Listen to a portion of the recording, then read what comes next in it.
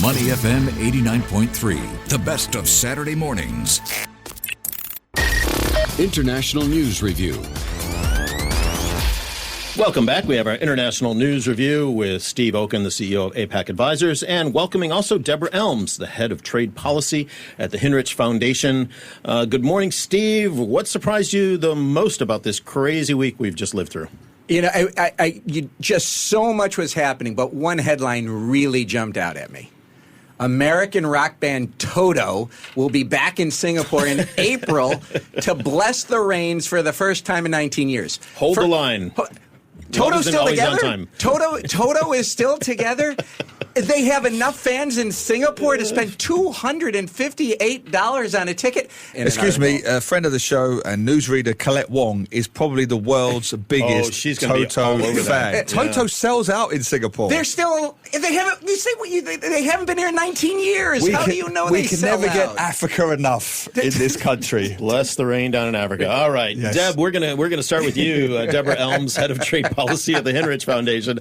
Look, we've got to talk about the tariffs and the trade situation. This week was it was nutso in terms of the 25% tariffs on Mexico and Canada and all of that.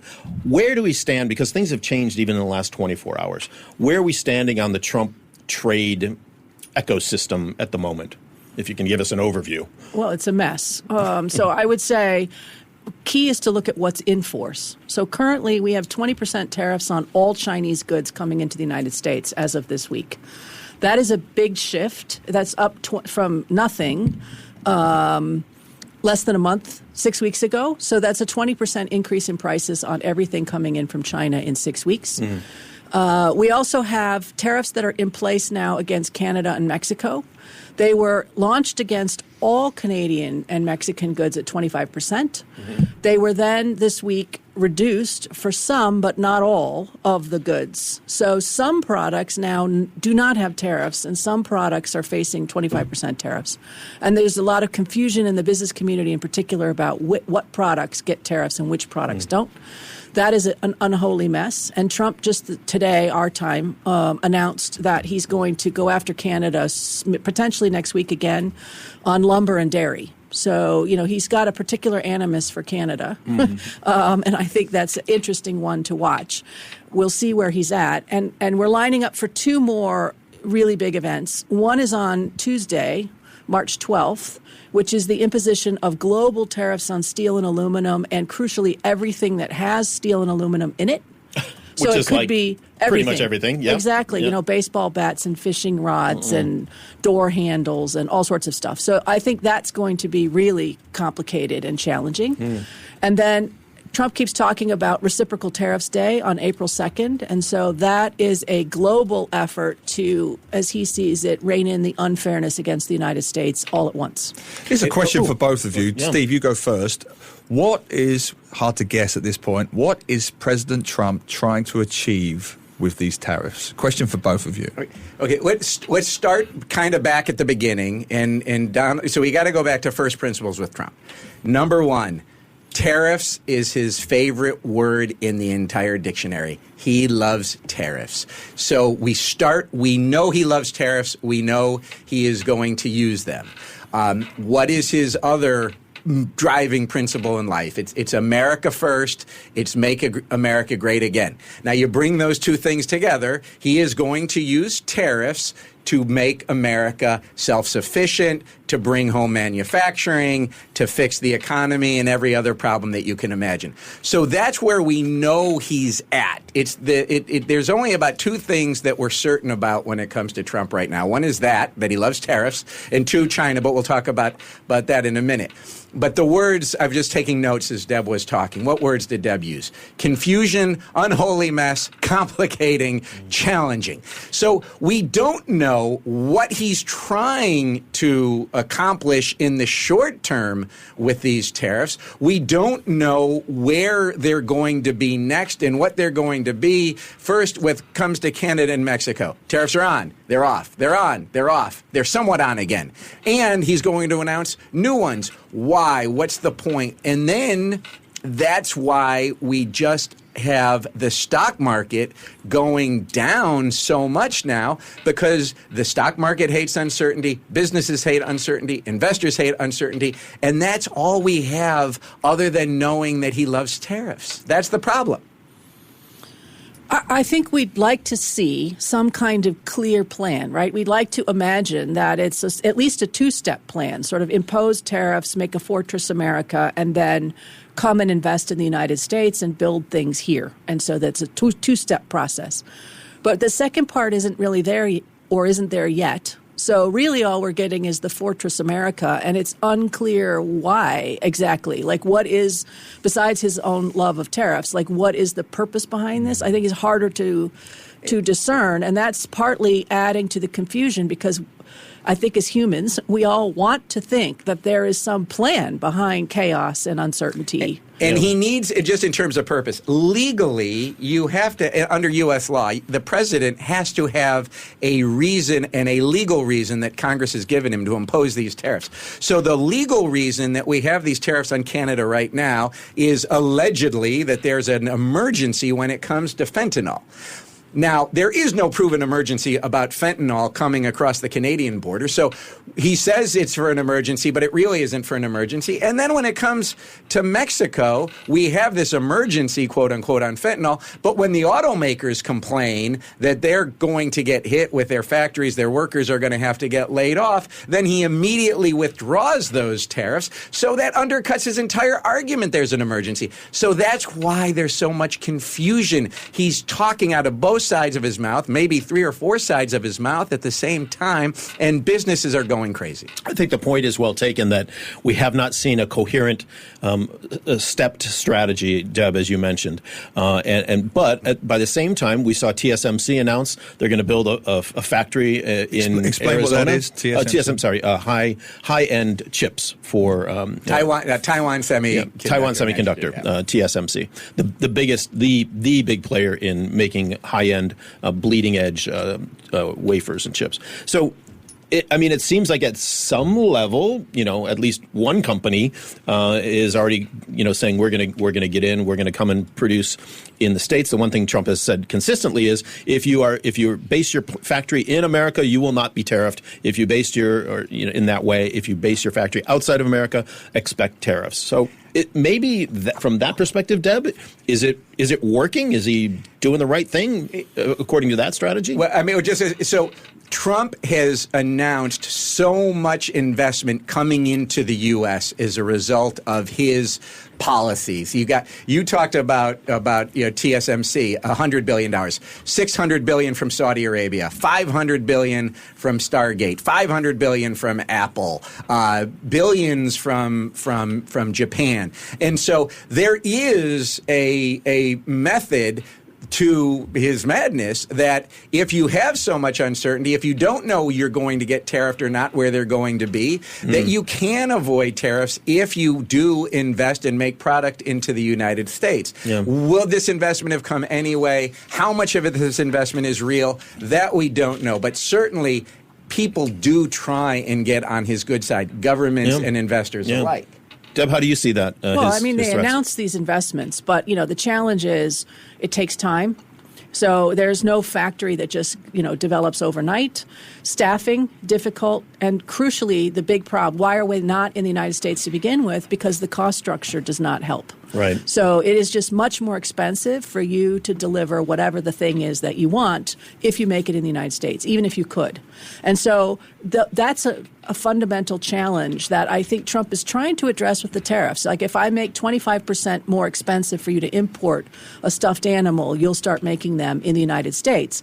Except that, although I don't want to pay 25% more for a stuffed animal, I'm not sure that the United States could make stuffed animals for a reasonable price. Yeah. So I think, again, if this were a thought-through, carefully calibrated set of policies, it would make sense to me. I would say, okay, I get where you're trying to go. I understand why this matters. Manufacturing in the United States is 8% of the U.S. economy. 8%. Now, the U.S., just to be clear, is a big manufacturing powerhouse. But what they don't do is employ very many people. And so the U.S. does manufacture things, but they tend to be automated factories. And I would say we have now shifted U.S. policy to be about moving an 8% number of the U.S. workforce to, 10? I mean, this is a huge amount of damage to increase employment by 2% in manufacturing in jobs that are – I mean, you're going to box things off the final assembly line? It's a little unclear why this is the priority area, except for Trump's obsession with manufacturing. Let's focus on that word damage, Deb. Obviously, the nations involved will have to retaliate. There will be tariffs going the other way. What is going to be the geopolitical and economic fallout from all of this? Okay, so you can look at damage in a couple of different ways. One is to the global economy. What is going to happen? Prime Minister Trudeau in Canada said that he believes that Trump is hammering Canada, U.S.'s closest ally, in security, in trade, in investment, militarily, and that he says he's hammering us. He wants to crush our economy so that he can then take over Canada as the 51st state. So he believes that is Trump's motive. So there's that potential that's out there. In terms of the question, can you trust the United States anymore? Because Donald Trump himself is the one who signed a free trade agreement, USMCA, United States, Mexico, and Canada, that he is violating with these tariffs. So if you are saying now, if Donald Trump signs an agreement with me and I can't trust that agreement, why are you going to trust the United States? And why are you going to trust the United States not just on trade and tariffs? Why are you going to trust the United States on national security? Why are you going to trust the United States on anything? So the damage that's being done is not just economic damage. And there's a lot of economic damage that can be done by this globally, not only to the countries that are getting tariffed. But if the U.S. isn't trusted anymore, then that really undermines the United States in a much broader sense. And that is really going to hit Asia. And following on from that, the economic damage for Singapore, China, this part of the world, what do you see there, Deb? Well, in the first Trump administration, Southeast Asia in particular did very well. They did well because a lot of firms coming out of China relocated, whether they were Chinese firms or foreign firms that had been in China, they relocated. Vietnam did particularly well in exporting goods to the United States. I think that is harder this time around. And what makes it harder this time around is the uncertain nature of the U.S. policy. This reciprocal tariff day on April 2nd is likely to really wallop Asia because a lot of, if you look at the top 20 countries, 10 of them, top 20 countries at risk of being hit with high reciprocal tariffs, 10 of them are in Asia. And so I think we're going to see a real fallout for Asia that makes it more difficult for companies based here to trade with the United States. So what happens as a result of that? Well, if you wanted to, you could move manufacturing back to the United States, but I think that's a limited option for firms. And so then increasingly, we're not going to stop trading, just to be clear. We're still going to have trade. But I think we will have more and more trade that excludes the United States. Now, that is a challenge for firms because the United States market, although it's not as dominant as it used to be, it's still very lucrative, and they still buy things in the U.S. that they don't buy anywhere else. And so that's why firms go to the United States in the first place. Yeah. If you're going to make the U.S. too difficult, too expensive, too confusing to deal with, and you need to find alternative markets, you can do so. But they're smaller, and they tend to buy less, and they tend to buy them at different price points. So I think the disruption to economies in Asia is still going to be high. Because this is requiring you to sometimes to rethink what you make, how you make it, where your markets are, find new opportunities, distributors, suppliers, et cetera, and that takes time. And we're just going to go into China for 1 second then. So the big issue, though, which we've talked about, all the uncertainty and Trump's flip-flopping and waffling and wavering on all the tariffs on Canada and Mexico. He has not wavered on China. He has not changed anything on China. The tariffs that he has put on China have stuck. He did 10% on China, as Deb mentioned at the top. They're now at 20%. He promised 60% in the campaign, so you're going to assume there are going to be even more tariffs coming on China. China is retaliating against the United States, not only with tariffs. But China is now going after companies, not just in name, that are selling arms to Taiwan and says you can't sell arms to China that they were never going to sell anyway. He's now going after a company like Illumina, which does service the Chinese market, and they're now saying you can't serve the U.S. anymore. So companies are very worried that are doing business in China. Is China going to retaliate against them? And we think we're going to see even additional tariffs, because the one place Trump has been consistent has been China, and it's going to really reverberate. So, Deb talked about the reciprocal tariffs that could hit Vietnam and Malaysia and South Korea, potentially even Singapore, because Singapore has a VAT that the United States doesn't like. China is going to be even bigger. So we haven't really seen anything yet in Asia when it comes to tariffs. There was an extraordinary interview yesterday with Christiane Amanpour at CNN and the Canadian Foreign Minister, Melanie Joly. And literally, Christiane Amanpour's jaw dropped when the foreign minister was saying, look, we are now in the process of seeing which other partners we can really get close to, because we don't have confidence. And I'm not paraphrasing too far from what she said. We don't have confidence in the U.S. We're here. We're one of the best trading partners. We love America. We love Americans. But, we can't afford to put our figurative eggs in this basket. Would you expect that to be said more and more? Conversely, Mexico really needs the U.S., I think, maybe as much or more than Canada in terms of trade, based on what their economy is looking like. But it's such an unprecedented time when you've got a foreign minister of one of the closest allies of the U.S. saying that. Are we going to see more of that decoupling of America? And just to add, Deb, EU leaders are pretty much saying the same thing. Yep. Yes. Yes, we will see more decoupling. Because of the economic uncertainty, because of the security guarantees that are unclear at the moment, like would, in fact, this administration have your back in a crisis or not? And I think if there's any silver lining that does help you sleep at night, it would be that the Trump administration round 2 has been so unprecedented and clear early that it's very hard for people to continue to sort of normalize this behavior. It's very difficult for others to watch, for example, the famous interview in the Oval Office with Ukrainian leader Zelensky and say, this is the same United States that we had last year. And I think because of those kinds of, striking moments against Canada, against Ukraine, it is causing governments around the world to say, wow, let's rethink our assumptions. Now, they may have to sort this out because, as you pointed out, many places are very dependent on the U.S., either the market or the security umbrella. That's very painful and very challenging to work through. The Europeans would have to spend a lot more on defense, for example. Yeah. The Canadians and the Mexicans, the economic damage from real tariffs is going to be serious in both markets. Yeah. So how are we going to solve this?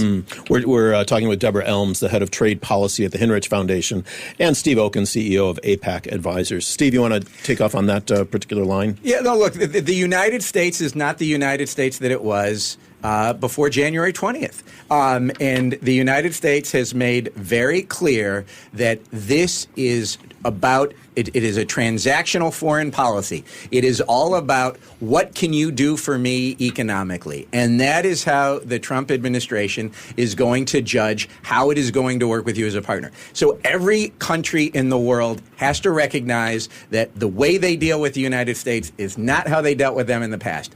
And that any agreement that existed beforehand is not valid if it does not accrue to the economic benefit of the United States. NATO and the security commitment that the United States made doesn't matter anymore if it doesn't fit within the economic foreign policy transactionalism. U.S. MCA, U.S. South Korea FTA. Trump will find any fig leaf he can have on national security to say these don't count anymore.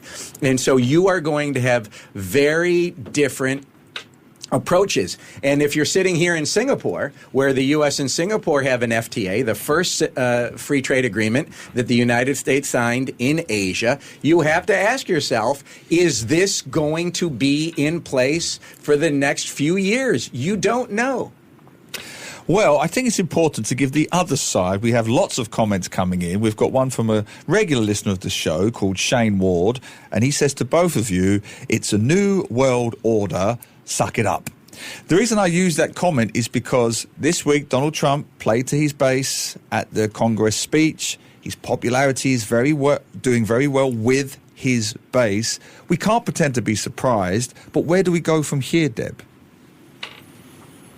I think that is the question that, again, every government and even every company is trying to sort out for themselves. There is a tipping point for both governments and companies where I can tolerate so much challenge, pain, adjustment, whatever, but then there is that moment when you say, I can't do it anymore and I need to come up with something different. Yeah. I think that is the question for everyone to think about. Like, what are my red lines? What would I accept? What would I not accept? And we're having to think about things that we never had to reflect on before and do so in a way that we never imagined. Now, there are people, to come back to your comments, there certainly are people who are cheering this entire resetting of the global economy and of global alliances. Not just in the U.S. No. There's tons of people globally who think this is, overdue. We have been running on a fairly creaking system since the last World War II. It's been challenging to get a lot of our institutions to be standing up for what's right. We have very weak leadership in lots of different markets because we've had domestic issues. So, maybe we needed someone to come in and upset the entire apple cart and start over again. And so maybe it will go great. And that's the attitude that there are a lot of people who think this is fantastic. Again, from my perspective, the damage from upsetting the apple cart is going to be very significant, and we're not going to know what all of that looks like until sometime into the future. And once you knock the apple cart over, you can't be sure of what comes after that. It could be great, it could be a total disaster. Yeah, I'll disagree with Deb a bit. I don't know a lot of people who think this is fantastic. This is not when you are just destroying a system without replacing it. That is not going to lead to a fantastic result. If you say we are going to make specific changes, that is different. And but to Deb's point, there are many people in Singapore as well who think he's not destroying the system. He's building a new one, a better one. He's not. He's not building a new system yet. He is currently looking to destroy the existing system. Yeah. And I'll agree with Shane. I said, it's a new world. Suck it up. Exactly. It is a new world. You got to suck it up. And you've got to. And governments are changing their approach. When the Singapore government, an initial government reaction to Trump was to go out and say, hey, U.S., you have a trade surplus with us. Everything's going to be fine. And then a couple of weeks later, what do you have the Singapore government saying? Or a minister in particular who said that Donald Trump is nothing but a landlord seeking rent. And so, yes, you do have a new world order that is getting, in terms of replacing the old one. We don't know what it's going to be yet, other than everything is transactional, everything is economic. That is not a new system that is going into place. All right. That is survival of the fittest. We're going to finish off the segment with a question to each of you. If there are companies that are listening right now, what is your best advice for how to navigate in a trade or a shipping, a supply chain type environment? What should they be looking at to try to navigate this really unsettled time? I think the most crucial thing for firms is you need to know in much more detail than you ever needed to know before, what is your own supply chain? Now, lots of small firms will say, I don't have a supply chain, but that's actually not true. You're buying something, you're selling something, presumably there's a supply chain attached to that. So you need to know, what is the stuff that I'm buying? Where is it from? How is it made? Where is it physically in the universe? Where is it coming from and where is it going to? And you need to be able to have that data instantly available to you so that when changes happen, you're ready. Now, you can't do this, just to be clear, on a napkin anymore. You can't do it on an Excel spreadsheet if you're a slightly bigger company. You really do need to invest in software management systems that help you have visibility on, for the example, steel and aluminum, what products do I carry that may suddenly have tariffs on steel and aluminum embedded in the thing that I'm trying to sell or manufacture? that's the sort of detail that is becoming critical. And so, upgrade your own internal processes to be able to respond quickly, or at least understand the impact on your own business operations. And Deb was just talking about the tariff piece. Now let's talk, I'm going to stay exactly because she's 100% right, but let's stay on the national security piece. Now it's not only you need to know tariffs, who are you buying to, who are you buying from, what are you selling, and from a U.S. perspective, what connection do they have to China and to Chinese companies? And because that is exactly what happened here in Singapore when you had those NVIDIA chips come to Singapore, they then go to Malaysia, they then go to China, and now the U.S. government is saying what's happening here in Singapore, and Singapore saying, well, this is a very complicated supply chain. This isn't just a Singapore. So now you need to know who you're selling to, who you are licensing. Are they going to China? Is this product subject to export controls? And the definition of what gets subject to export controls is going to get varied. So you have tariffs and you have national security colliding right now. And this is what is going to make business even more challenging going forward, because national security is now overlaying trade and economics like it never has in the past. Wow. Thanks, Steve, for that. We do have to leave it there. Deborah Elms, the head of trade policy at the Hinrich Foundation.